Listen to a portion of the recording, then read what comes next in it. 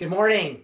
I'm addressing you today from my home, and I want to take a moment to say that wherever you are tuning in today, we are all meeting on traditional Indigenous land.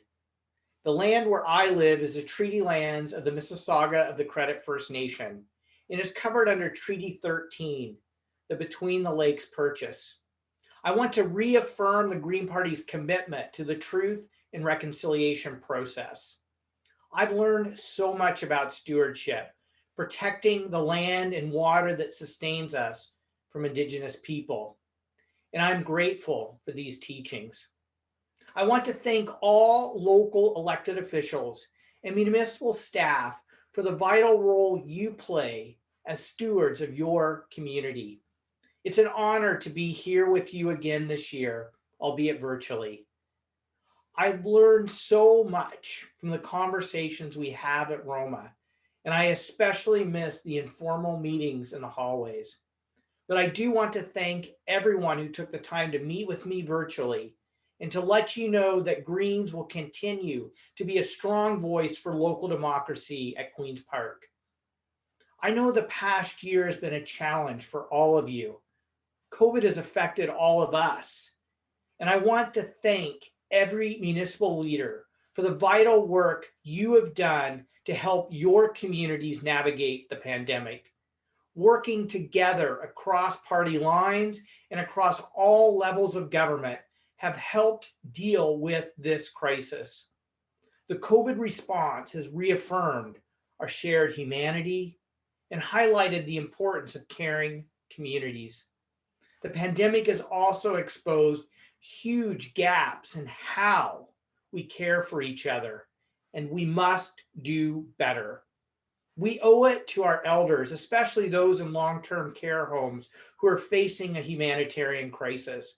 We owe it to frontline essential workers who are often underpaid, overworked, and disproportionately come from racialized communities.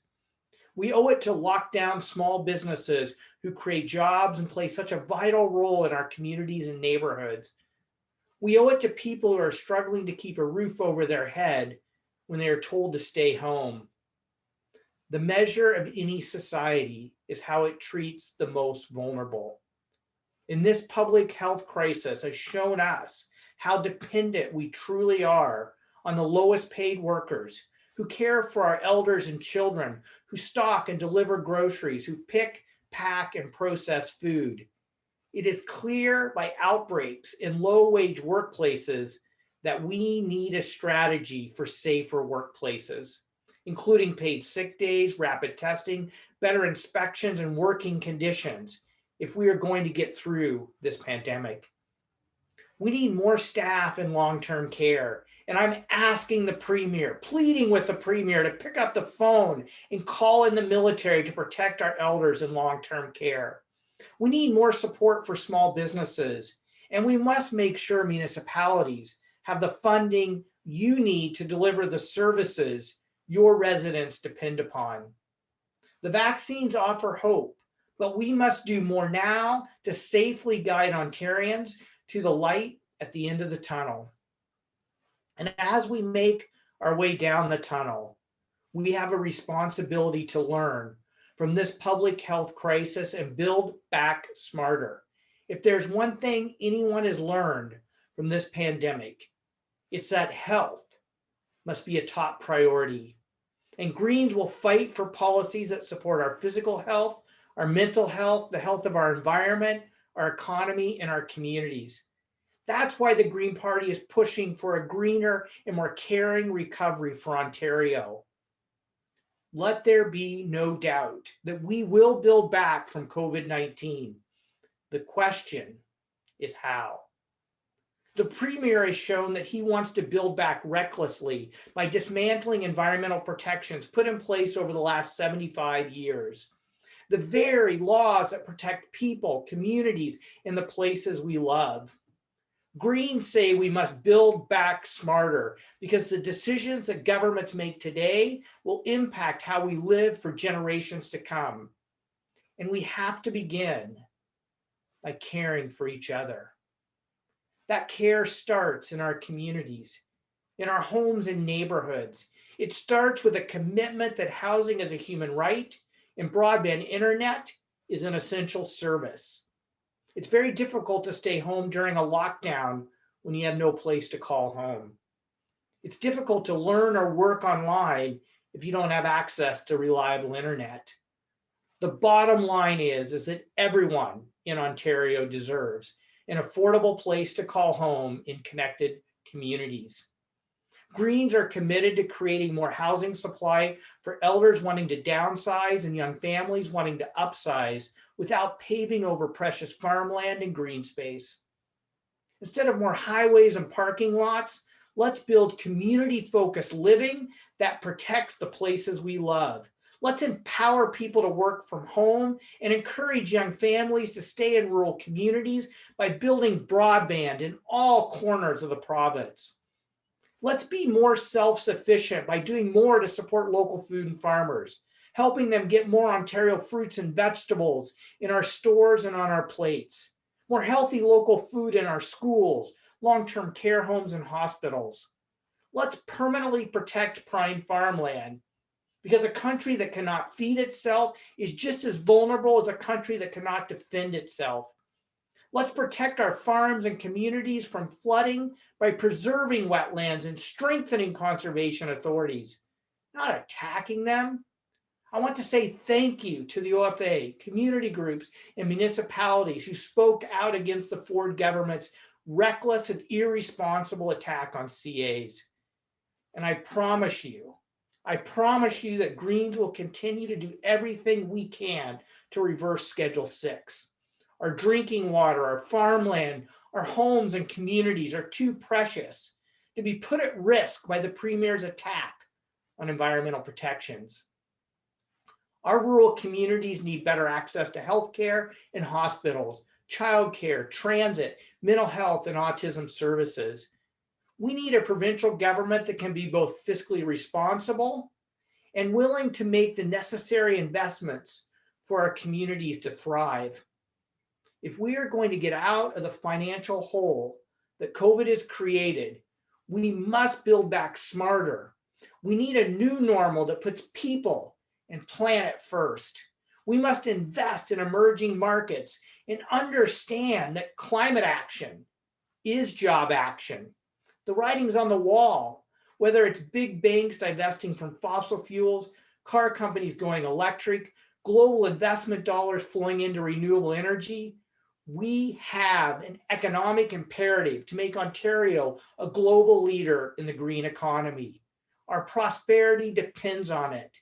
And as we stare down the barrel of the climate crisis, it makes sense to align our economic recovery with building back greener. Ontario is well positioned to create new career opportunities with jobs that are cleaner, safer, and healthier. We can support a made in Ontario supply chain for electric vehicles and battery storage, capitalizing on our skilled labor force in mining and manufacturing to sustainably mine the metals, produce the parts, and assemble the electric cars, buses, and trains right here in Ontario. We can integrate clean tech solutions into our industrial processes. We can support farmers growing the feedstock for bioproducts.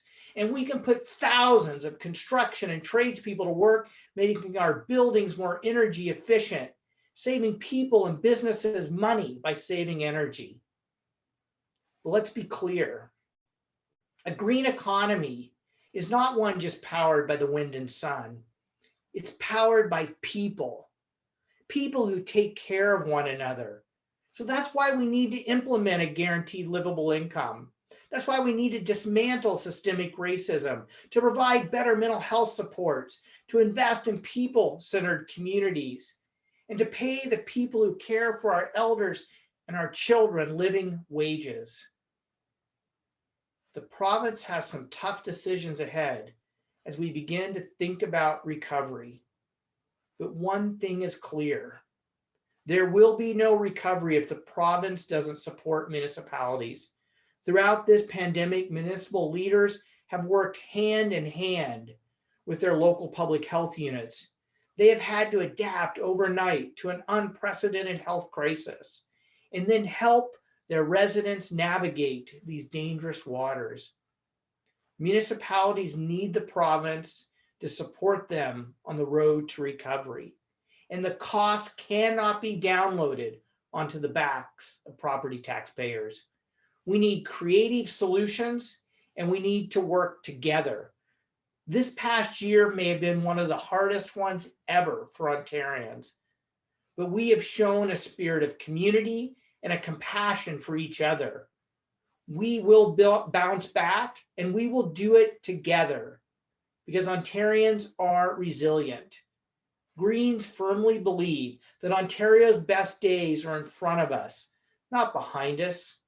There is a rising desire for a greener and more caring Ontario, and a need for a political party that understands we can solve the health crisis, the economic crisis, and the climate crisis without being anti-business, anti-government, or anti-development. We can do it by bringing people together to build a cleaner, safer, and healthier future today.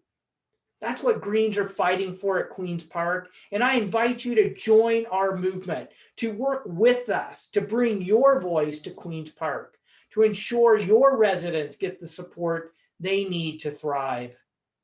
Thank you again for having me join you today. And from the bottom of my heart, thank you for the work you do for communities across Ontario.